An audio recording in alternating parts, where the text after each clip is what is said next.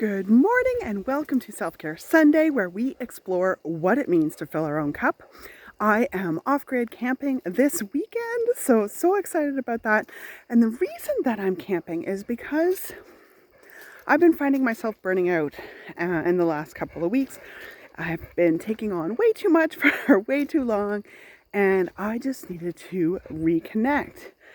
And what I want to share today is that people ask me fairly often, Christina, I am burning out. I don't know what to do. What do I do? I'm stuck in my life. I can't stop parenting. I can't quit my job. I can't even go away for the weekend and go camping because I've got kids and I've got nobody to look after them. What do I do? And I don't know if this is a wonderful thing or just a thing, but the thing is that you can't do one thing. There's no one thing that is going to stop you from burning out. There is no magical massage or pedicure or weekend camping that is going to make you feel better instantly. What you need to be able to do is to create a lifestyle where you infuse tiny little bits of self-care throughout your day.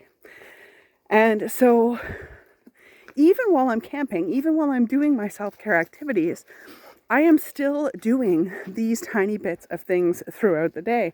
And I don't know, I want to be super clear about why we burn out, because on the flip side of the doing one thing, there's also the blaming one thing. We tend to blame one part of our life on burning out, and then our solution will be to eliminate that part of our life. So it could be a workplace. My workplace is toxic. I need to get rid of my workplace. It could be a relationship. This relationship is toxic. It's stressing me out. I need to get rid of it. And those two things may not be wrong. It may be absolutely true that you need to get rid of those things. But it's a little bit of a misleading concept, because getting rid of those things is not going to get rid of your burnout. And you know why? Because do you know what is causing most people's burnout? Old programming. Yeah, it is. Old ways of thinking that is keeping you in the habits and the activities that cause you to burn out. It's also, there is a huge pain or burden associated with living your programmed self instead of your authentic self. It harms your body when you do that. It causes your body to have to stress out about all of that difference between where your soul wants to be and where your mind wants to be. And as I explained before, that causes you to do things that go against your values, which creates a disconnect. It causes you to hold in your voice and your emotions, which creates a disconnect and creates just energy suckers that are going to contribute to your patterns that are going to contribute to your burnout. And so what you need to do, thing number one, when people come to me and say, hey, Christina, I'm burning out, what should I do? Thing number one, start with your nervous system. Your nervous system is on high alert. By the time you get to burnout, you have been pushing through and ignoring your body for a very long time. And that's part of your old programming. So the first thing you need to do is address your nervous system with those tiny little self-care activities that I was talking about before. And if you would like to get started today, I've actually created a free burnout escape plan that will walk you through exactly how to incorporate this into your busy day, into your work day, with your children, so that you don't have any extra things to do. You do these while you're doing other things, even going to meetings, and you can start resetting your nervous system. Once you have done that, your mind starts coming back online.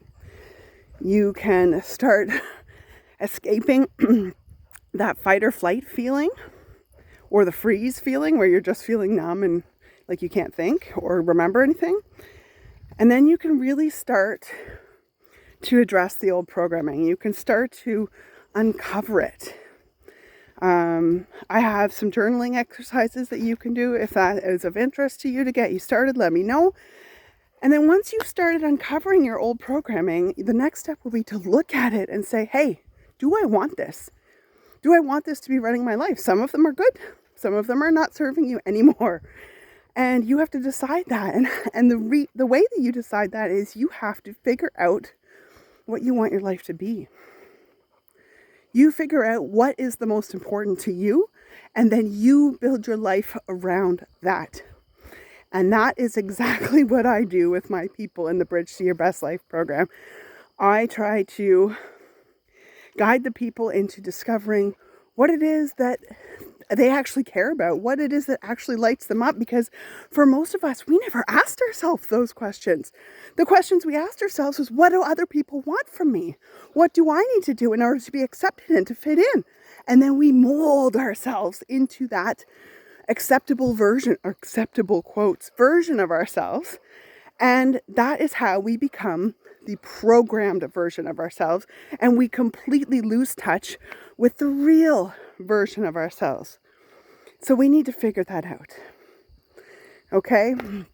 Once we figure that out, that's when we can start building real boundaries around the things that we really want. We can start reconnecting our mind, body, and soul so we can get closer and closer and closer to living our true self. Because how many of us feel like we have just completely lost ourselves in our parenting journey? I know I did. I felt like I was doing everything for everyone else. I was making sure that everybody else was mentally stimulated, physically stimulated. I was going to soccer. I was going to art classes. I was bringing them to gymnastics, all of the different things. Making, like, even now, I make sure that my son gets to go to all of the events that he needs to go to in his teen years, and I forget about me. And so I don't remember where I was going with this. Remember burnout? And so it's super, super critical that as we are on this path, we realize a couple of things. We realize, first of all, that we cannot solve our problem with just one thing. One vacation will not eliminate all of our problems. Number two, our problems are not caused by just one thing. It's not just our workplace doing it. It's our entire lifestyle. And number three, it's our old programming that is causing us to create this lifestyle in the first place. We create everything around us. And we do it because our mind tells us that's what's going to keep us safe. But is it? What does safe mean anymore? Does safe include happy?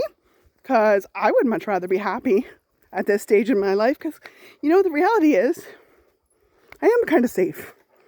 I don't need to worry about fitting in middle school. I don't need to worry about my social circle in the same way that I did when I created these programs. So I can start letting them go and start redefining what I want for my life. So here I am in my beautiful camping spot in the beautiful forest with my amazing puppy. And I am just taking the moments to breathe in. These are the 5-second pauses where I can pause and I can look up and go, wow. Breathe it in for a couple of seconds and just admire the beauty. Of course, if I stop, the mosquitoes seem to get me. And I can take just a minute to say, oh, I am so thrilled that I have this space in my life to do that. I am so grateful that I have this space in my life to do that. I can take a few seconds to watch my dog enjoy chewing a stick because he just takes such great delight in that, and use that to remind me that the simplest things can bring me such delight if I just let them. So that is where I'm going to leave you today. I'm going to challenge you to see if you can find a few seconds of every day to find something that is good about your day. And if you would like some ideas as to how to do that, please download my free burnout escape plan. That will get you started on that. It gives you a step-by-step full daily guide, what to do from the moment you wake up to the moment you go to bed, incorporating it into your day so that you can absolutely get started resetting your nervous system and start feeling better almost immediately. Good luck, my friend. I hope you have a beautiful, wonderful weekend. Take care.